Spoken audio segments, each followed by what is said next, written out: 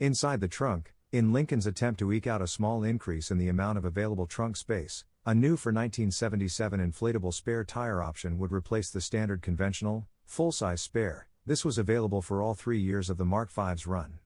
Regardless of any exterior wheel option selected, the standard, conventional spare tire would be of either Michelin or Goodyear brand. This example even has the jack instructions in pristine shape. The Continental Mark V is the 4th generation Mark series.